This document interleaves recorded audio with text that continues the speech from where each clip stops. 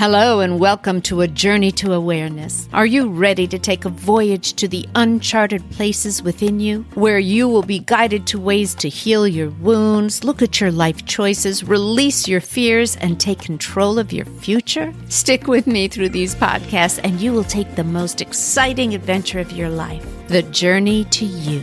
Let's go.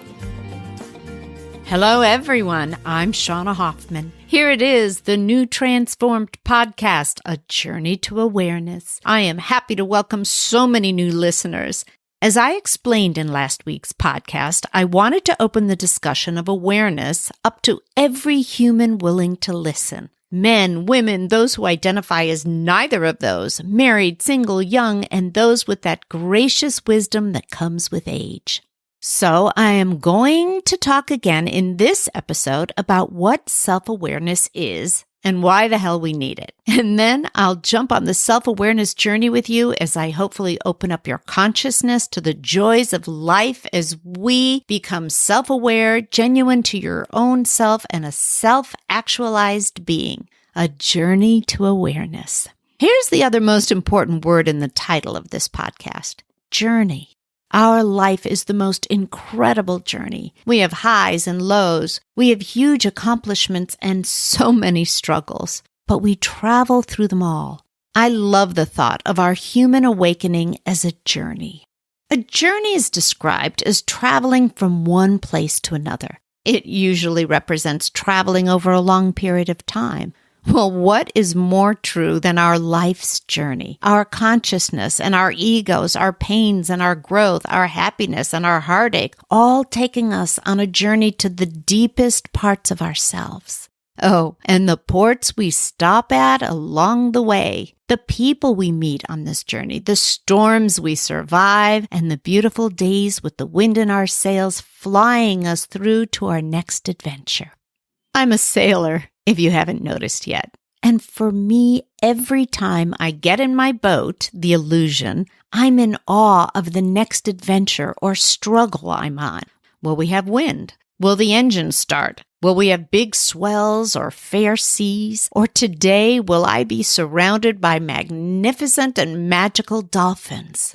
I see our adventure to awareness as a journey. We have a choice. We can take the helm as we try to be a better sailor of life, learning from our sadness and our biggest joys, or we can decide that we don't want to learn more about ourselves, look at things that make us unhappy, and deny that we wish some things could change. I call that landlocked on a port called denial. That's the place in our mind and soul that doesn't want to go through the growing pains that will help get us to happiness. Or more importantly, to our true, genuine self. You see, we're all on this journey. Whether we take the wheel and set the sails for where we want to go, or whether we're whipped up by the storms or stranded in the doldrums. Oh, yeah, that fabulous word, doldrums, actually originated with sailors. It's a word that means stuck with no wind in your sails, no wind to take you across the seas to your next port on your beautiful journey. It means you're stuck. So, all of that being said, why do we need self-awareness? Some of my listeners have heard parts of this podcast before in an earlier episode. If that's you, try and listen again to see if you have new insights, new awareness. The thing about self-awareness is that it's like an onion that gets peeled. The more layers you take off, the more layers of you that you find. The beauty of revisiting a concept of self-growth is that you're seeing it now with newer eyes and more wisdom than you did the first time. So, I offer you to revisit any of these episodes as they call to you. Okay, so what the heck is self-awareness? Self-awareness is the ability to become inner focused versus being outer focus. Let's think about that for a second. Outer focus means that you know what's going on around you. You know what's happening in the room. You know what's happening with that person that you're talking to. You know that you have a meeting in an hour. You know that you have to get ready in the next half hour or you're going to be late. Outer focus means that you're focused on everything outside of you that is driving your actions. Inner focus means you know what's happening inside you. You know what you're feeling as you're getting ready to go for that meeting. You know that that meeting is making you feel nervous or excited or anxious. You know that the boss reminds you of your father or your teacher, and that's making you even more nervous. You're in touch with your dreams and how this meeting can launch you closer to what you want. Here's a bonus of self-awareness. You are aware of your body and the way it's showing you it's anxious. Your heart is beating a little faster. You're holding your breath. You're not as concentrated as you'd like to be for the meeting. You have a pit in your stomach. When you really work on yourself and become self-aware, you become not only aware of your emotions, but you become aware of why you feel the way you do and how your body reflects that. Sometimes being physically aware is the very first step to becoming emotionally aware. It's when you get a headache from the stress that you check in on yourself and see why. It's when you get ulcers or stomach aches that you're led to look at the emotions that are driving your body to react that way. Now let's talk about some of the emotions that self-awareness brings to the surface. Let's talk about fear. Using the meeting example, you can ask yourself, is this fear coming from my past mistakes? Is this coming from my lack of belief in myself? Am I intimidated or fearful of the person I'm having a meeting with? How can I resolve that? Is this coming from my excitement for what could happen if the meeting goes well? Another thing you can become aware of is your defense mechanisms. Okay, back to the meeting. When you're nervous, do you talk too much or get quiet? Or do your hands sweat or do you tap your foot?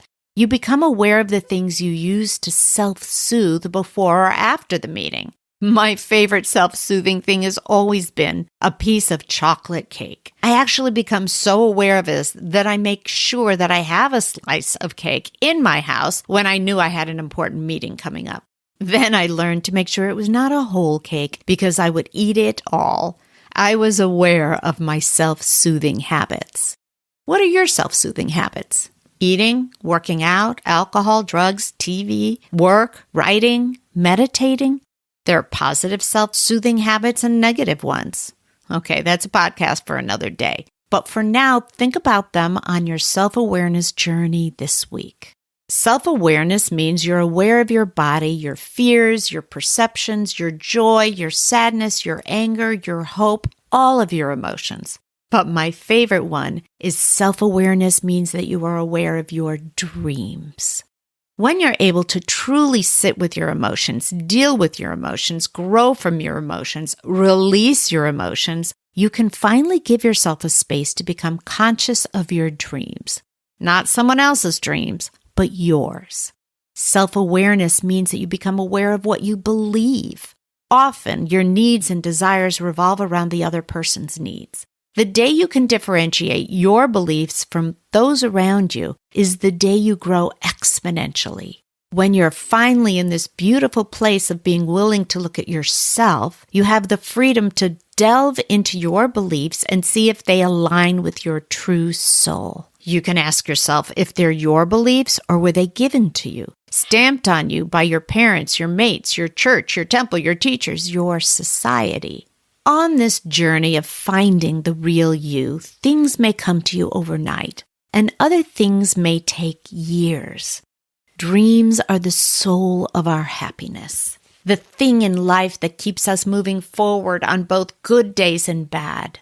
So often there are dreams that you have had for yourself that perhaps you've hidden in order to be what everyone wants you to be.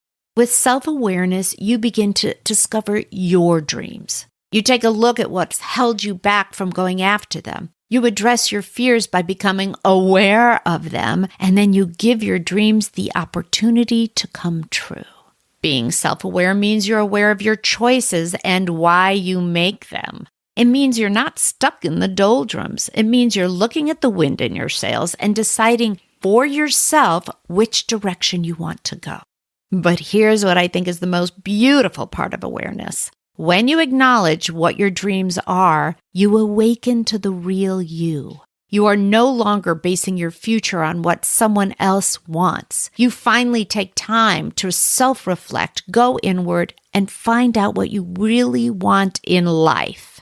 We all have this opportunity to look within, to check in on yourself, to map a way to your own self-growth. But this is a choice. You can take the journey to your genuine self, or you can stay on the port where you're docked. Now, here's a bit of wisdom from Mark Twain. Most people have heard only the first line. You're going to know why I love this quote so much. 20 years from now, you'll be more disappointed by the things that you didn't do than those you did. So throw off the bowline, sail away from the safe harbor, catch the wind in your sails, explore, dream, discover. Oh, everyone, thank you so much for being on the very first newly revised, newly transformed podcast, A Journey to Awareness. Please be good to yourselves, eat nourishing foods, drink lots of water, and surround yourself with beautiful beings. It was a pleasure to be in your lives this week. I look forward to popping back in again next week. Thank you for joining me today on the Journey to Awareness podcast. My hope is that you leave this podcast inspired, fired up, and ready to take that next step on the magical journey of self-awareness. And then you come back and join us again.